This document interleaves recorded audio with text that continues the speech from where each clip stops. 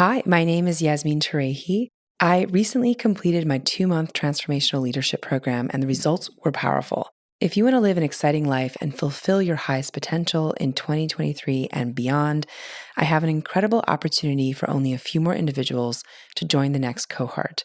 I will personally be coaching a small group on how to discover and clear your limiting beliefs, how to manage your energy instead of your time, how to tap into the power of your intuition, and how to use discernment so that you can start living a life full of ease, abundance, and flow.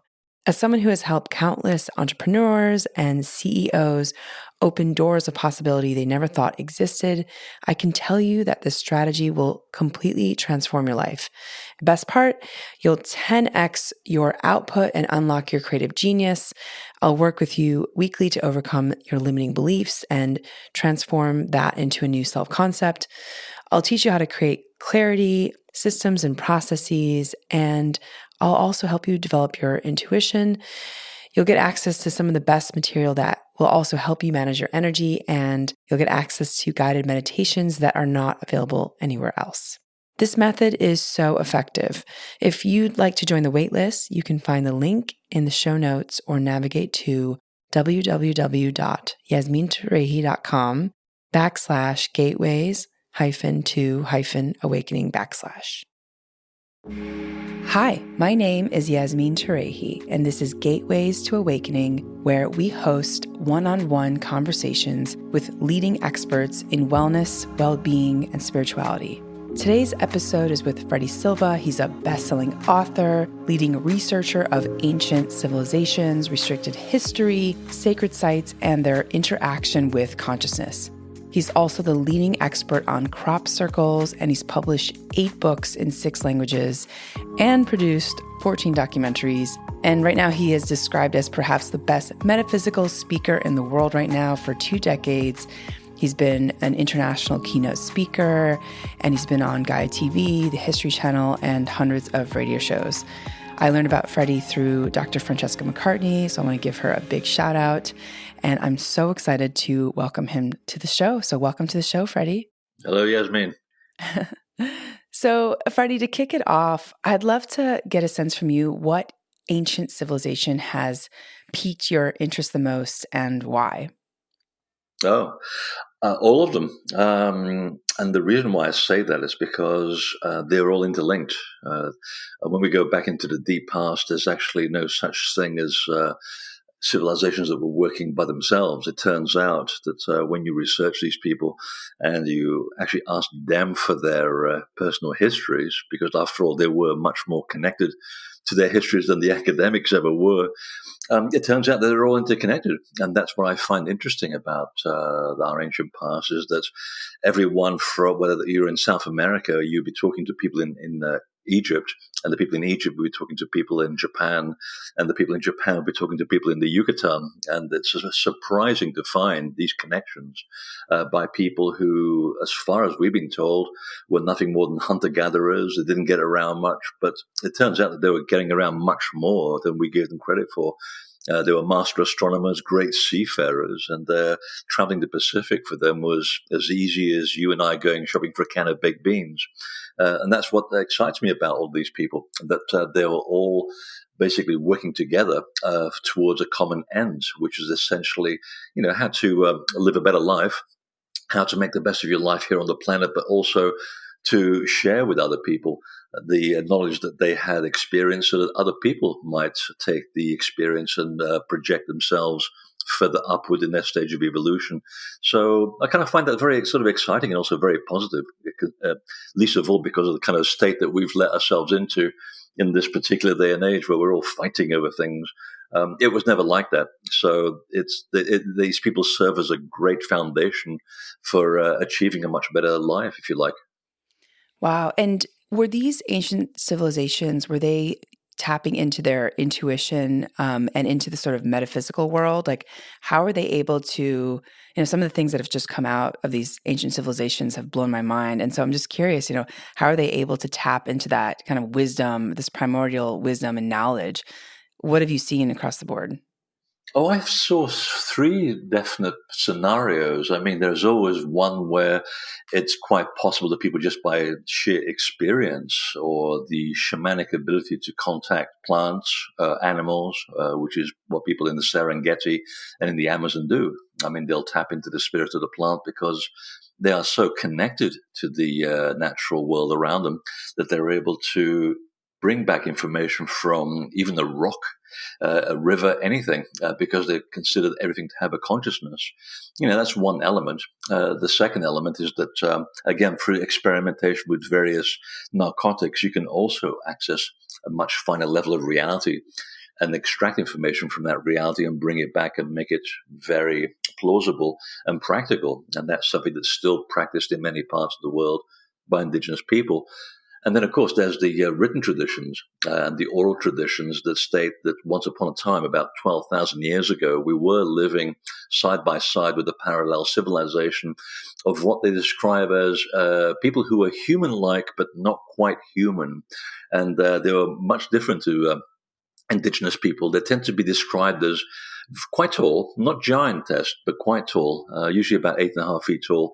They were very light skinned, apparently, and incredibly, they're also blonde, blue eyed, and red haired and green eyed, which is very strange when you hear that in South America and Polynesia, because you shouldn't have people that otherwise would be known as Caucasian around those regions 12,000 years ago. And yet their old traditions have maintained that these are the people that became known as gods. And not because they were worshipped. It's actually a very big fallacy. What was happening is that there was a cooperation going on between this parallel culture and average hunter-gatherers in a way of cultural exchange. And a god back then really meant someone who had complete understanding of the laws of nature and could harness those laws and bend those laws within the confines of the laws themselves. So we tend to think of gods through the Western tradition of Christianity, where it's all some white guy with a beard dishing out brimstone from a chair up in the sky. But to ancient people, it was very, very different. And I know this sometimes gets me into trouble with the woke movement, but it's very misjudged because these are the accounts from the people themselves. There was no sense of superiority of one race over another. There was a cooperation between people. And they were the ones who said that they gave humans the accoutrements of civilization, bit by bit, gradually, because they said that this group of humanoids they'd already been on Earth for a considerable amount of time, and their time had come and was already on the wane. And before a great catastrophe wiped just about everybody off 11,000 years ago, they were able to provide human settlements with, agriculture, animal husbandry, mathematics, the understanding of stars, travel through water, and so forth. And it was from this that we also get the ancient wisdom teachings. And one of the oldest ones that I've tracked is in Japan. And it's around 8,000 BC. We have a series of 17 teachings which form a book called the Kujiki 72. And they are described as the Way of Ise, which is essentially the name of Isis in Japan, which again makes you wonder how on earth an Egyptian goddess ends up in Japan in 8,000 BC. But those teachings eventually became the foundation of spiritual development within the Far East. And you find the same teachings again in India in about 6,600 BC. And slowly they make their way to the Near East in 2000 BC with the Essenes and the Mandeans. And of course, a guy called Yeshua ben Yosef who learned this stuff from the Essenes and then went on to not found the Christian religion because he never wanted it to start any movement. But essentially, he kick-started this understanding of spiritual development that was embodied in these traditions that goes back much, much further back than this Jesus that we know. And the funny thing is that we also find these teachings in the middle of the Yucatan in South America, in Northern Africa, and in Egypt. So it's as part of this worldwide devolution of information that led people, well, it led us to where we are today in terms of the spiritual doctrines that we preach and we search for. These are very, very old systems of knowledge. And despite the fact that we all sort of look at the documentaries on television and buy tons of books, there really is nothing new about them. They're just rewritten for a new audience of the day. They use slightly different verbs and pronouns, but essentially they're the same teaching. So this is pretty much the three ways in which humans sort of began to understand the knowledge. And there's, of course, a fourth way, if you're so inclined, which is we're visited by aliens, which is not outside of the realm of impossibility, because so many of the best memories of interaction with alien cultures, which are not from this planet, also come from indigenous people, and particularly in Central America and also with the Hopi. So there is a fourth option, but whichever one you choose, that's pretty much where all these things came from.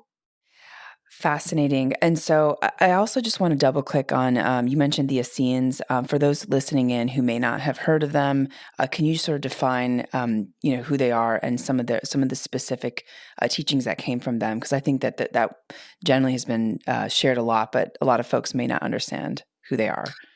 Well, the Essenes were essentially a kind of brotherhood and sisterhood who lived in the time of Jesus, and their roots really go back into the Middle East and India. If you take what they were preaching, it's essentially a reformation of other groups, and this is essentially the group with whom Jesus was associated. And one of the things that gives the game away was the fact that he talks about in the Bible, talking about, follow me, I am the way.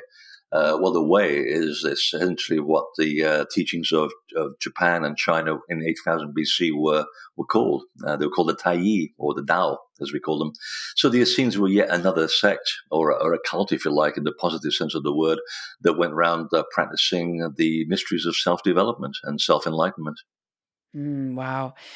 I'd like to talk a little bit about these. You call them power places, I think, in your book. Can you tell us a little bit more about where these places are, and where places within the world have significant different types of energy and what that means? Oh, they're everywhere. Just like you have meridian points on your body, so the Earth also has its own meridians. And these can be moved at will. It's not that difficult to move these points of energy, because they basically are electromagnetic by nature.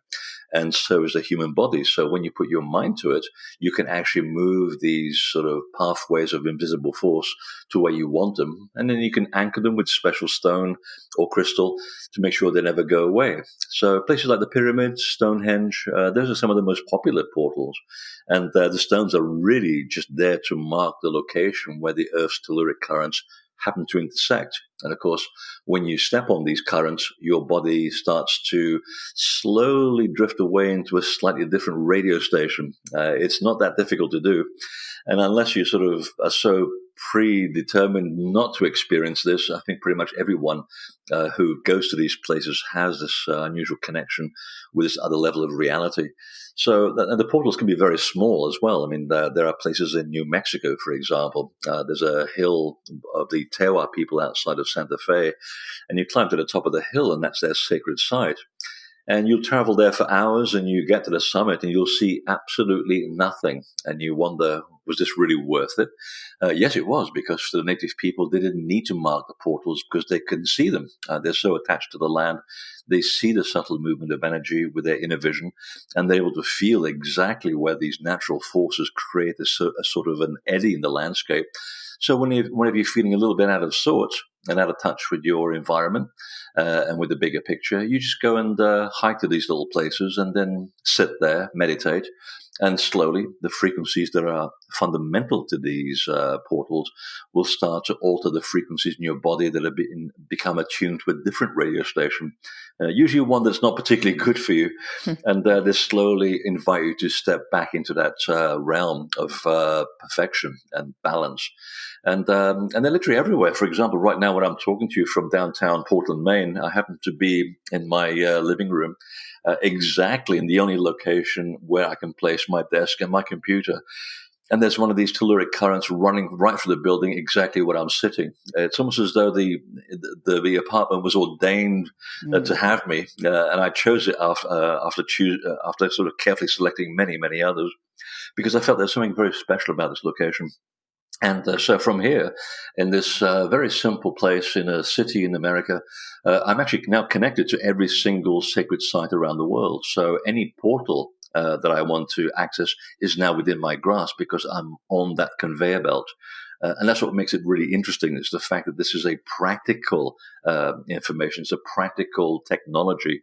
And these things are everywhere. And the best way to find them in the modern world is usually just to sort of, not really fixate on looking for energy, but just tell your body, is there a place here where I can feel perfectly at ease with my environment? And your gut feeling will lead you to a place, whether it's a park, a coffee shop, maybe it's even a place where taxis are parked, because you'd be amazed how many of these portals, which are now superseded by cities, are still active. And you often know it because you'll feel a certain connection to the landscape, even though you're living in a modern environment. So just because we don't use large stones anymore doesn't mean that these places are not also available to us in our everyday world. That's so fascinating. Yeah, I'm very, very sensitive to energy, and I can feel certain places and spaces. And I was actually just in Santa Fe last weekend in Taos, and the energy there was extremely intense. Like, so those places, I don't know, for whatever reason, and I'm curious if you have that kind of reaction, but for me, it feels like I'm extremely tired, and there's like almost some kind of massive shift that happens to me when I'm in those places. Sedona is another one. When I was in South America, in Peru, I want to say by Machu Picchu, I felt it. Yeah, and I'm curious. Oh, Mount Shasta also. Curious, like, is that a reaction that happens to people, or is everyone kind of different? Oh, it's very much a reaction, and it also depends on where you are in the landscape of things, because each one of us is different. So some people will find Peru to be very pleasant and alleviating. I find it intense, but that's because of who I am. I find the Egyptian portals much easier to cope with, but it took me a while to get to Peru and appreciate Cusco and Sacsayhuaman and other places like that. And by the time you get to Tiwanaku, I mean, your body's positively vibrating, and you've got to drink a lot of water and chew like a coca leaf just to compensate. But again, it depends on the person and how you're built and how you're experienced. And for some people, I mean, this becomes a bit of a junkie fix, and I have to admit I'm one of them. But again, it depends what your body's looking for. Mm. So sometimes you just need to go to a place where it's very subtle. Sedona is very subtle for me. I find the sandstone and the subtlety of the color of the mountains very easy to get along with. Some people are overwhelmed by it. So again, it really comes down to the individual choice. It's a bit like walking into a music store, if they still exist, which I hope they do. It's a bit sad that they don't. It's a bit like walking into a music store, and you like your classical music, and you're hearing punk, and of course, it's not going to go down very easily or very well until you adapt to punk or you reject it. And on the other side of the coin, you could be into heavy metal, and you go into a music store that plays new age music, and you think, "What the hell is that noise?" It's funny how that works, but it's so true, because we're all looking for different things. Our Mm. body craves different things, and so we tend to get attracted to the places that has those missing ingredients, so that the body can recalibrate itself.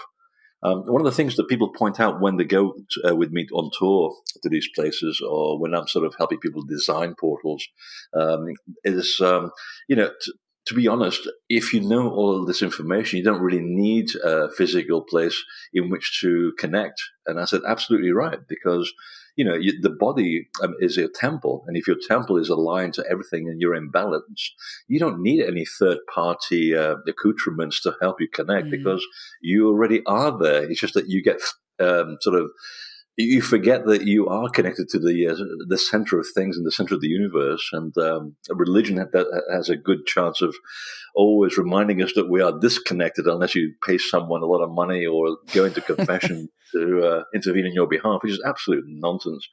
You already are a god. You cannot be separate from a creative source. So once you believe that, you don't need any third party places to go to. But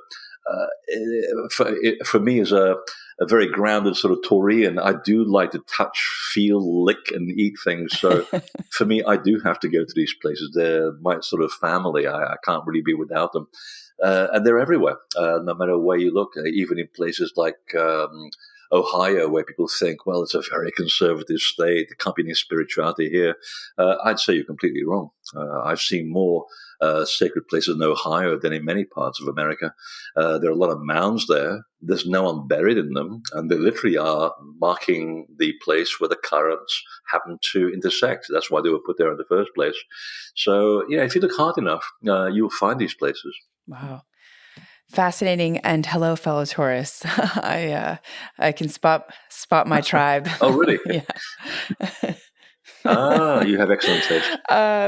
So I want to talk a little bit about, why this knowledge makes a difference in our modern history today.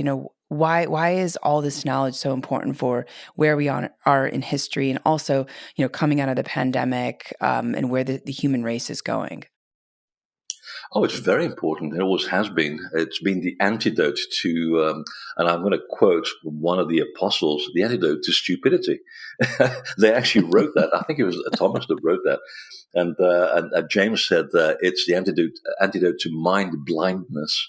And they're absolutely right, because we get so sidetracked by politics and shiny cars and buildings. Not that there's anything wrong with those things, but when you start associating with them too much, as Taurians tend to do, ironically, you need to be reminded that there's another side to the coin here, which is about the balance. And that balance is to have one foot in the spiritual and one foot in the physical. That's the way to do it.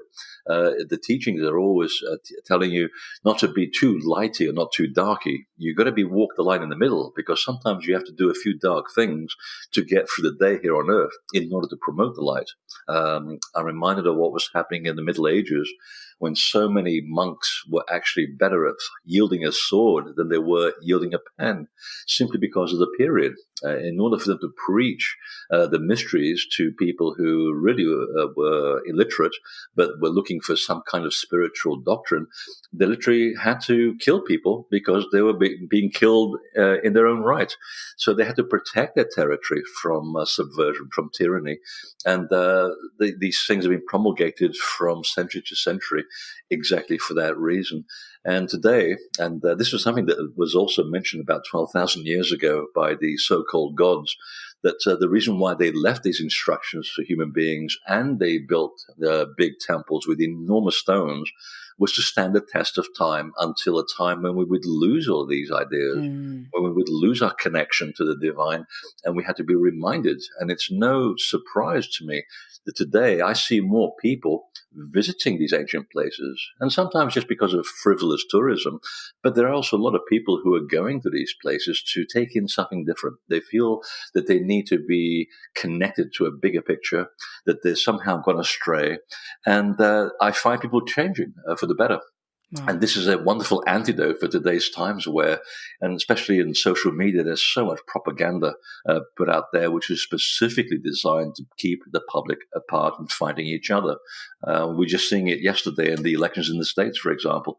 Even in Britain, where I come from, it's the same thing with Brexit. All this stuff is divisive. It does not serve us. It serves a very few people. So whenever we find ourselves in those places, and these dark places, then the teachings are there, and they've always have been there, to get you back to, plan A, to remind you there's a better way to do this. Don't sort of forsake the physical world, because there's a reason why you were born here. You can't just, escape to the mountains, become a monk or a hermit for 100 years, and think that your experience here has been solid. I think you've been missing something. You're missing the whole purpose of reincarnation, or incarnation for that matter. The idea is to be here in the physical world, be present, but at the same time be aware that there are tools that you can use to make your life a much more balanced road. And that makes a difference between what the people in India called the corpses and those who are awake. Wow. Fascinating. And what an incredible reminder, I think, for all of us in modern society to go back to these sacred sites, and to potentially, go on a trip with you, right, to explore some of them, and remember the connection to everything and everyone. I think that, to me, is so important. And it's also my intention for setting up this podcast, is to really unite people. So I thank you for that comment. I'd also like to learn a little bit more about the healing energy of crop circles. It's something that a lot of people have pinged me and have found very interesting and curious. Can you talk to us about this? Yeah, back in the 1980s and the 1990s, which almost seems like a century away now, we were getting a lot of very unusual reports from people, mostly skeptics, I should point out, that would go to a field in England and they would have these extraordinary sudden healing experiences. And this shouldn't happen to skeptics. I mean, we had people who were allergic to wheat, and yet they'd cross half a mile through a wheat field to go to a crop circle, and they'd come back completely healed. Uh, this stuff just does not happen to people who are totally resigned to the fact that the crop circles are nothing more than hoaxes, which of course they're not. There are people who make them, but they're not the same thing. And we began to collect all these stories about spontaneous healing. We thought, well, where's this going to go? How can we prove this? And 500 stories later, I actually bumped into a group of people in Germany called the Institute of Resonance Therapy, who, unknowns to us, were actually using images of crop circles to send a healing code to rivers and forests in Central Europe that were dying of pollution. And the results were remarkable. Within 3 years, the revitalization of these places was very evident, and it was highly detailed to the point where even the Austrian government validated this group and even invited them to come and fix a specific problem in the city of Salzburg, which they did, unbeknownst to the local population, and cleared a big black spot in the center of town where people had avoided for decades. And suddenly people were there picnicking overnight. What was fascinating was the fact that this information was not only obtainable from people visiting crop circles, it's the fact that a picture of a crop circle, as long as this hasn't been altered in any electronic way, which is a bit rare these days with the internet and the falsification of imagery, the original photograph captures an essence of the energy of the real crop circle. Now, due to the politics of the crop circle arena, that became also a bit of a problem. And as a graphic designer by trade, and also a person who spent much of his time in England measuring hundreds of crop circles, I had access to all this information. And also I was able to draw the diagrams exactly as they appear on the ground. And it was from the communication with the Institute of Resonance Therapy that I learned of a system, which I can't reveal to anyone under pain of death. It's for its own protection. A system whereby you can transfer the energy of the crop circle onto these special cards. And so we began to sort of experiment with these. And the results were incredible. I mean, it was way beyond what any of us could possibly have expected. I mean, there was people being cured of cancer. There was people being cured of 99% malignant eye tumors and so forth. We had no idea the potential was so huge. But the problem is we have regulatory systems in place to prevent all kinds of people who do alternative medicine to get their product out. So that was a big problem and a big challenge. And then one day, quite by coincidence, I was in Santa Fe at a great conference.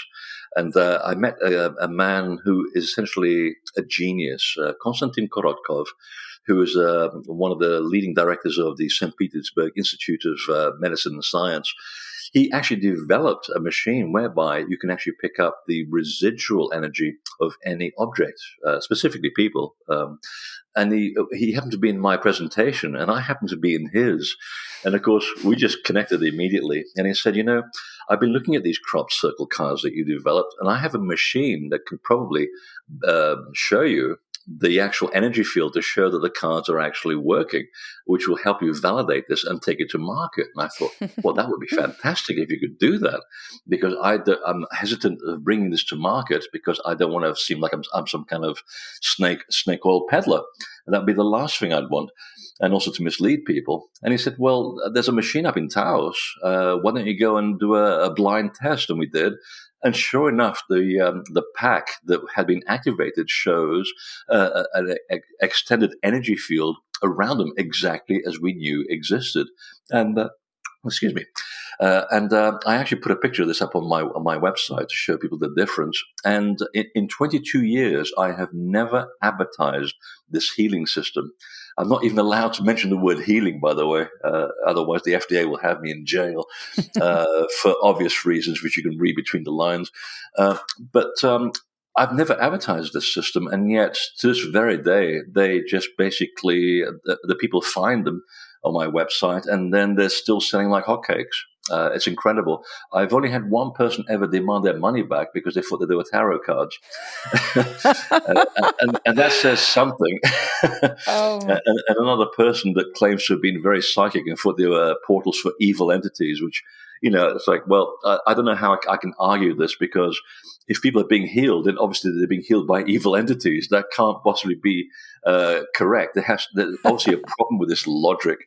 So, to this very day, no one has ever asked for their money back. So, and some of the responses I get from people, and particularly practitioners in the healing world of alternative medicine, the stories are incredible. And wow. I never cease to be amazed by the feedback that I get. But the funny thing is, back in the day when hardly anyone knew what a crop circle was, a good friend of mine in England, who's a fantastic and a very gifted psychic, and it runs in her family, she had channeled through the source that was making the crop circles that there were healing modalities to be tapped in the crop circles, and we had no idea what they were talking about at the time. And now, 40 years later, here we are. Wow.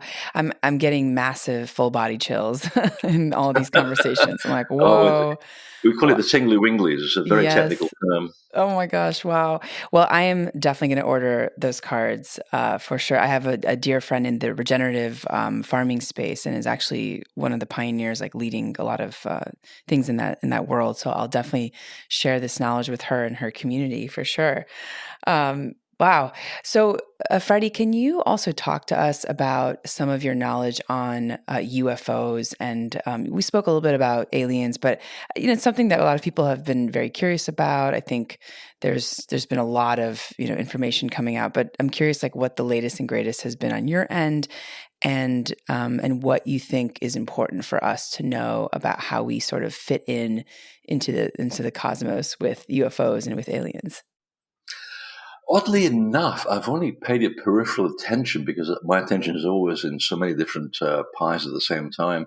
But with crop circles, especially, I rub my shoulders with that sort of entity. And a lot of them are not physical at all. We tend to think of aliens as physical people, and they are.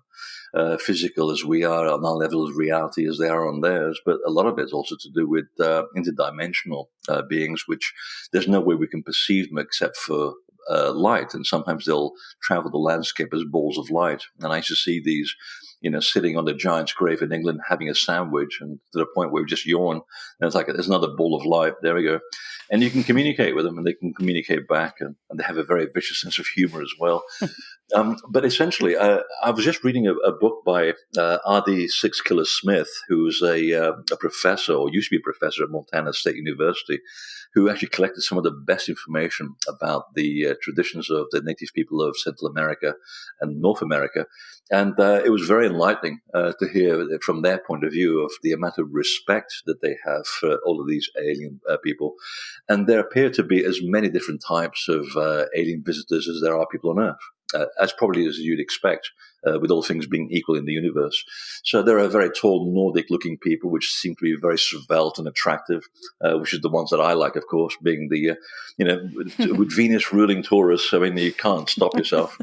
And then you got the little grey aliens, which are the ones who are the most notorious ones, who seem to be the ones creating a lot of mischief because they just don't understand humans. They don't understand why humans have emotions or where emotions come from.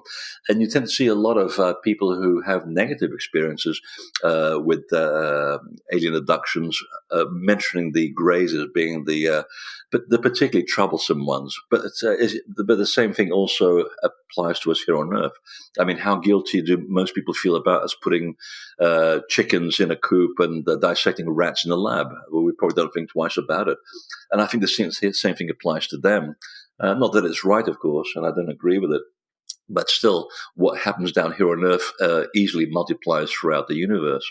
But the one thing that did become very obvious, and particularly in relationship to ancient sacred sites and crop circles particularly, is the fact that they are also used as portals for travelers because the sites themselves are exactly where the magnetic currents happen to be. So to see a sort of what they call the flying shields in the Hopi tradition landing next to an ancient sacred site in Central America is really no big deal because they're using these magnetic strips as conveyor belts to get from A to B. And I remember one story of one watchman at Chichen Itza or nearby. I think it was actually Tikal, I beg your pardon. And he said that it was just incredible to see these people coming out of this, essentially this flying saucer, and they didn't bother using the entrance of the temple. They just went into the stone.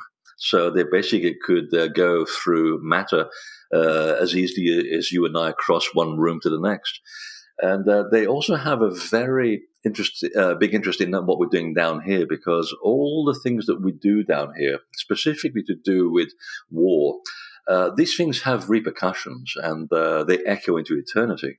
So they are very much concerned about how we've taken the information that we discussed at the beginning of the program and misused it for all kinds of nefarious means. So they have a vested interest in the outcome of what we're doing right now. And there's a lot of different entities circling around the planet at present. I think Stephen Greer also mentioned this. He's like a pioneer in interstellar communication. They all mentioned that there's a lot of interested parties surrounding the Earth and making the skies very, very busy because they have a vested interest in what happens down here. And the crop circles are one way of inputting ideas into the Earth grid to allow humans to interact with them, to give ourselves the idea of whether we should go to plan A or plan B. They're offering us a choice. They're not telling us what to do, but they are inputting ideas into the grid. And some people wake up because of their interaction, and some people are reacting negatively, and there's a pushback against it. And you see a lot of it now in the world arena in politics. So many countries suddenly turning to right-wing governments, which is the last thing you'd expect in a system that has been experiencing democracy for the last 100 years. And that's because there's so much resistance to change. These old dinosaurs don't want the old ways to go away. And of course, you're going to get this black and white movement. So there's a lot of assistance being given to us. And one of the things that I remember from one of the meetings with the channelers was that we, and I quote, "We are more than happy to assist you if you ask us for help, okay? But we can't intervene in the functions of the Earth or human affairs, because the whole the whole purpose of being here is to live your life and experience the world.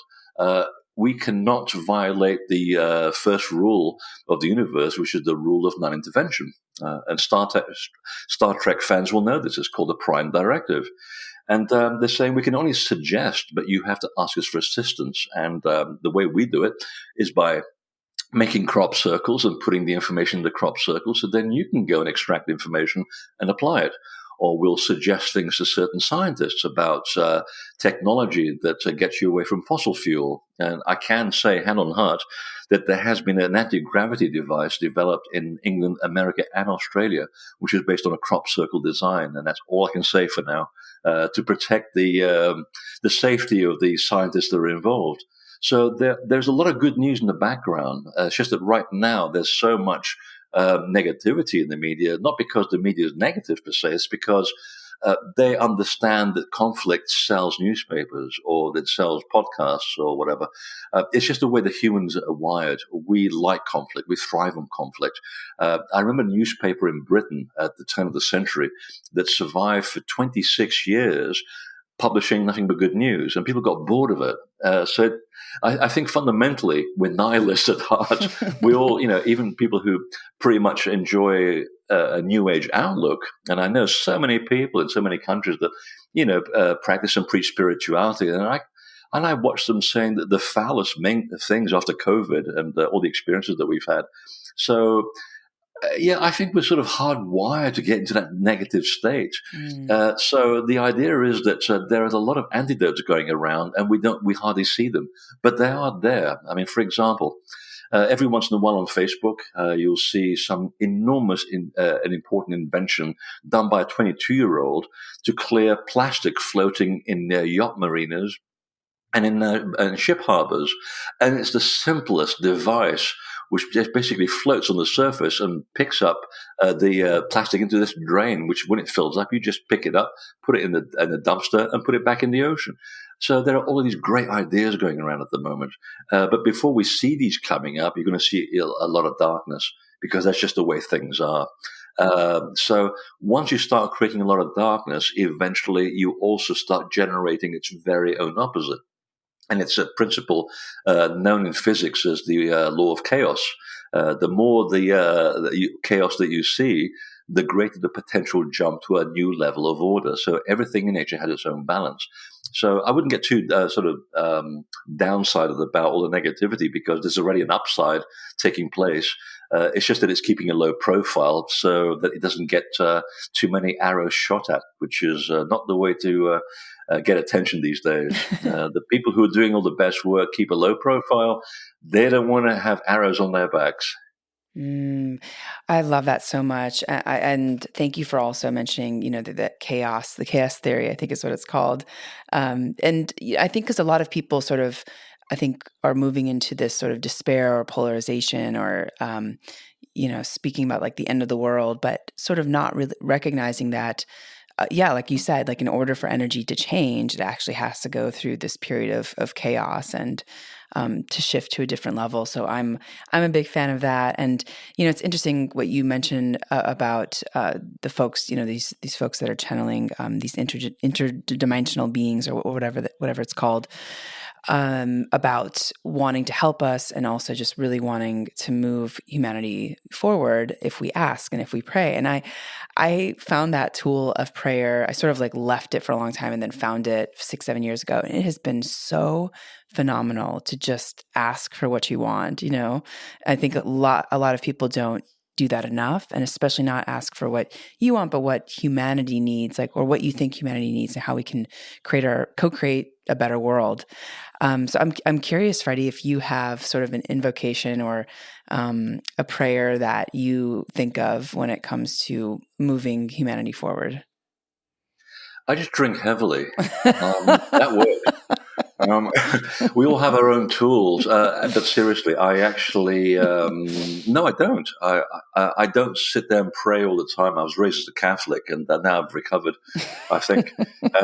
So prayer for me is like, oh God, do I have to sit there kneeling with my hands together? I have other ways of doing it, and I find that just having a very clear thought with a lot of passion behind it does it. That's all you need.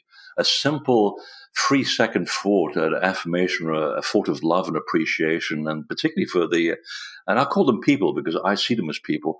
A lot of the people that help me in my work, in what I write and what I do and what I research, because they're always there. They're very invisible, but I know they're there, and that's a very close relationship that I have with them over the years. I just send them a little bouquet of love in my mind, and in 3 seconds they've got it. That's all you need. And I also have a 3,000 plus album library, which is my psychologist and my psychiatrist. So I have music for everything. That's my form of prayer. If I'm feeling down or extremely exuberant, I find a way of calibrating things by just picking up one album out of 3,000, putting it on and going, oh, I feel much better now. So we all have our different tools. Some people just like their way of prayer is to walk around in a garden or go for a drive. I mean, I can't tell you how exhilarating it is to, get in the Mini Cooper and being 6'5" and go for a very fast drive without being a danger or a menace to others on the road, which is very important. And I feel so much better. And the world around me, I can see the world around me reacting to it because it's my passion that creates that sense of prayer. And the world around it reacts to it. They understand what I'm saying. And also the temple, my reaction also with the temples as well. I just came back from Egypt with another group, which is that group is like sold out for years. There's like 350 people on a waiting list. And the idea is to basically go there to these places and state your function. Before you arrive in Egypt or any place, state your function. That's your prayer. Why did you come on this tour? And when they say, well, I came because of you, well, that doesn't count. Okay. I am not the reason for the tour. You're the reason for the tour. I'm just the mouthpiece. And I said, just remember what brought you here, because that's your prayer. And just remember that every day, because one of these temples will have heard that prayer and that thought. And if it's honestly meant and it's well directed and it's full of passion, then you will find that somewhere on this trip, you're going to be crying like, I don't know, something that cries very much. And I see grown men, complaining after 5 days, they haven't had an experience yet. And all the women are having experiences. And I said, well, just you wait till you get to Edfu. Why? Don't think it through. Don't logicalize it. Just wait. And sure enough, you get to Edfu, and I just watch grown men with tears in their eyes. You think, I've done my job. It's wonderful. So that's their way of doing prayer. We all have a different ones. And usually when I go to these places, I just set a little intent. And I say, what is this place for? What is it here to teach? And how can I teach it in a better way? And that's my prayer to the temple. I just go walking. I expect nothing in return. And when I do, I'm pleasantly surprised that when I get back to the car, I'm writing like a gibbering idiot. Wow, amazing, amazing. I love that. Like, what is this place meant to teach me, and setting that intention early on. We have a huge audience, listening from the Middle East. So I'm sure that they're going to be very interested to learn more about what you're doing in Egypt. I'm also just personally curious. My parents are from Iraq, and curious Oh. if, yeah, if you've also seen any kind of interesting, portals in other parts of the Middle East beyond the pyramids. Oh, they're everywhere. Unfortunately, they're being destroyed and dismantled one by one by warfare or, fundamentalist religion. It's pretty sad. One of the ones I really pray for is the Blue Mosque at Isfahan in Iran. That's one place which I have yet to see, and I really would like to see it. And I hope that no one lays a finger on it, because it's one of the most beautiful odes to spirituality. It doesn't matter if you're Muslim, Buddhist, Christian. It doesn't matter. It's above all of that. It's a piece that was built with love to describe the Creator God. That's one of them for certain. And there's a lot of the mounds as well that border around Iraq, Iran, and also to the north in Armenia, and also around Siberia, Ukraine, Crimea. I won't call it Russian Crimea. I'll call it Ukrainian Crimea. All of those mounds originally went down to the Sumerian provinces before Sumeria was created, and they formed the fundamental pin of that culture in the Middle East. They originally came from the Armenian highlands. I had no idea until I was researching my current book. And it turns out that a lot of these places, they look like artificial mountains, but when you go in, they have these small stone chambers which only go about a third of the way inside. And that's where the spiritual leaders of these sects used to go.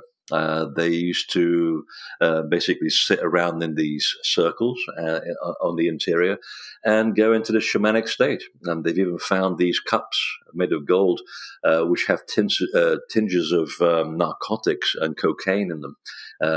While they were actually smoking a specific herb in the chamber, they would also take a narcotic to put themselves in a mildly sort of shamanic state and then bring back information. So these places are very, very important. They are what would become in later years the mounds of the giants' graves of France and Britain, and they're still there to this very day. Wow, fascinating. Wow. Freddie, I'd love to understand a little bit more about what drew you to this world and this space. Can you tell us a little bit about your journey? Like, what really brought you here? Oh, my journey was, I think that we're all sort of preordained to come here to do something. And some people are very lucky. They figure it out from day one and they die blissfully happy. Others, they kind of know that something's going on, and then they get distracted by beautiful girls, beautiful boys, shiny cars, big houses. And I kind of went there. I was drawing pyramids when I was 3. And then because of, personal experiences, home life, school life, which was absolutely awful, I slowly made my way over to the world of hard rock music, which I had big dreams of becoming a rock guitarist with long hair and watching 8,000 armpits raised towards me in glory. Because essentially I was so lacking in ego. I think I had a negative or deficit number in the ego department when I was growing up. It was kind of funny. And so I kind of made up for it by going much more into the material world to look for things which would give me self-worth. And I went for all of that. I mean, I made lots of money. I was a creative director in advertising. I got awards for my work. I was a professional photographer. Yes, I was in a rock band as well. I knew I didn't quite have the talent that it took, and I was quite self-aware about that. And just as well. Otherwise, I would have died an unhappy life in some drug den somewhere, depressed. But something always stayed with me during my professional life, and that was that something just didn't make any sense. I did not see the world as most people see it. I always felt myself to be slightly separate from everything, like I'm an observer, a watcher. That there's a piece of glass between me and everything else. And during times when I was fired from my job for having a conscience and saying things like, no, we can't sell artificial sweetness to people because those things kill you, and they're the things that make you fat. And it's true, by the way. So I'd be in my porch, sitting at home, navel grazing, and going, why am I being, losing? Why do I lose my job because I have a conscience? I'm trying to do the right thing here. And it was at those moments I look at my shelves and go, wait a minute, I bought that book on the pyramids like 15 years ago. I never got a chance to read it. So rather than looking for a job, I sit down reading these books, and slowly something just awoke in me. And then the crop circle world appeared in front of me, and I knew exactly what it was when I first saw it. I mean, I just knew what it was saying. Of course, I couldn't explain it, but I had to go and put myself knee deep into it and research it. And lo and behold, I became a best-selling author with my first book, which has just celebrated its 20th anniversary, actually, and still selling like hotcakes. And it was at that moment I took a leap of faith, because I realized there was something else going on here in the world, and it was of great benefit to people. And it was my direct experiences of being levitated inside a crop circle, of being taken out of body, of meeting the people who were behind the core of the crop circles, who I've since met, by the way, coming out of the stones in the Great Pyramid of Giza. And I had no idea that was even possible. It was those moments that gave me the confidence to slip away from a lucrative yet totally fruitless career, doing something else that I really had no passion for, other to raise my bank balance. Take a big leap of faith and go into the work that I'm doing now. And I haven't stopped touring in, 22 years. It's difficult and it has a lot of challenges and it's very lonely, but I love what I do. And I see people reacting to it positively. And every day I get a thank you email from somebody saying that something that I wrote has changed their lives for the better. And I can't ask for anything better than that. So I can honestly say that it was my direct experiences in the natural world through interacting with the spirit world, whether it's in the crop circle, a pyramid, Stonehenge, or a giant's grave, or in an Irish graveyard where you're standing there and there's a little pixie holding on to your fingers, looks very naked with an onion head and a big belly. I mean, and they have they're particularly proud. If you try to pick them up, they'll start sort of screaming at you in a very funny way. Those things change you. I mean, those experiences change you, and you begin to appreciate people who've been laughed at because of these experiences. And now I see see them as being very important people in the way that shapes our metaphysical culture. So yeah, I think through experience, direct experience, and also by having that self-confidence of seeing my work actually bring back some kind of living has given me that confidence to go forward and keep doing it. So let's hope it stays that way, because I have no plans to retire. That's amazing, Freddie. Amazing. Wow. And what sort of things have surprised you the most on this journey? If you look back at your career in this space, what has surprised you the most? Oh, that's a difficult one. The hypocrisy of people. I mean, I lost my marriage, my friends, my house, everything. All the people that I thought had my back. When I went off to do something that basically was a challenge to their worldview, they weren't there. Of course, I've picked up other people along the way, which have kind of helped smooth things out. But yeah, it was actually learning more about human beings is what I've picked up more than anything else. That people are unusual, they're complicated, they are a lot of them are full of fear and unreasoning fear for that. Because they just don't know. They're trying to latch onto someone else's idea or what life is, and one day when they find that person that they've been following, that their compass was pointing south and not north, well, then they're on the edge of a cliff and they fall off like lemmings. Or if you're self-aware enough, you'll get to the edge of the cliff and you turn back. And learn to rely on yourself and your own experiences. That's been the biggest surprise of all. That we have all these potentials around us, and in the end, it's about you. It's a very selfish journey when you think about it. You're here to try and improve yourself, and if you're lucky, you'll improve other people along the way. If you can do that, if you can leave the world 1% better than when you found it, then you've done a good job. So the biggest surprise is also to discovered that you are not a limited being. You have a huge potential. And where there used to be a lot of fear and anxiety in my life, that's now been replaced by a healthy confidence.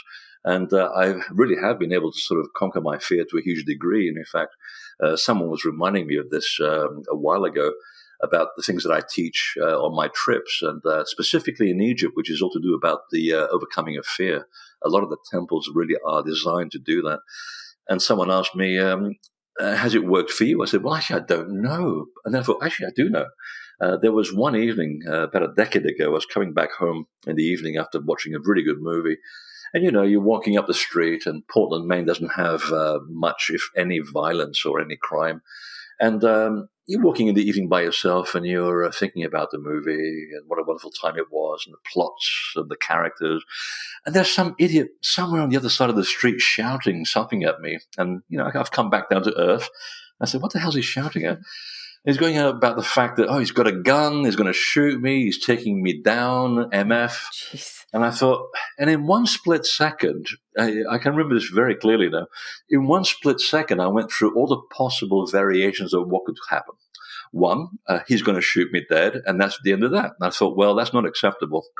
My job isn't finished, and that really annoys me. Two, I can look for a rock and defend myself, and there's nothing on the pavement around me. So I figured, okay, option three, I'm going to turn around and do the one thing he's not expecting. I'm going to project confidence. I'm going to put the fear back into him. And I just turned around and started walking very vibrantly towards him with that look that says, don't mess with me. If you hurt me, I'm taking you down with me. And next life, I'm going to deal with you on the other side, and it's going to hurt. And he just ran. And I realized, wow, I didn't have any fear. I mean, I should have just put my hands up and given up. I didn't. I actually confronted that, and I thought, my God, I'm practicing what I'm preaching. And since then, it's actually come in very handy. I mean, there have been cases where, again, situations which have been, as we call, dodgy, involving very serious people with big guns in certain parts of the world. And I just get out of the bus. The tour group's feeling a bit anxious. I just get out of the bus with a big box of sweets or cookies, which is a great way to bring down any kind of tension. And these guys, I think we were in Guatemala at the time. It was a police checkpoint, and they're looking a bit serious. Looked like they wanted a bit of money, which is usually what solves the problem. And I started speaking in Spanish and offering them some sweets and talking about their mirrored Ray-Bans and how cool they were. And they had the biggest smiles on their face. And after about 5 minutes of exchanging sweets and talking about Ray-Bans and making them feel good about themselves, because that was the whole point. They wanted to be taken seriously. They suddenly realized that we're of absolutely no consequence whatsoever. We don't mean any harm. And they let us go. And the whole bus was saying, I can't believe you just did that. I said, well, that's why you fail. You see, that's the whole purpose. It's about learning to conquer your fear. So that's been one of the biggest things that surprised me. It's about myself and how I've been able to change as an individual, having gone completely in the opposite direction, which means that if it can happen to me, it can happen to anybody else. Wow. Amazing, amazing. And Freddy, what do you want to tell our listeners as your main takeaway about their wellness, their well-being, what's your call to action for folks who are tuning in? Drink heavily, take camphor regularly because it's a good hallucinogenic and it cures all kinds of diseases, including COVID, by the way. Wait, take what? I'm actually very serious about that. Camphor was the one ingredient that actually cured bubonic plague, ironically, in China. And it's great for cleaning your respiratory system. You get a great night's sleep. You get great visions. And you maintain a good, healthy series of lungs. And a little bit of scotch is also very good for keeping the bacteria away. But again, the trick is to, lubricate the machinery. Don't over-oil it. That's the rule. But at the same time, and very seriously, don't beat yourself up about getting things wrong because if you were perfect, you wouldn't have come here. I mean, think about it. Any god, any person that's achieved everything, why would they bother coming here? The whole point of incarnating is to come and perfect yourself. You still don't know everything. So if you mess up, take steps to remedy it.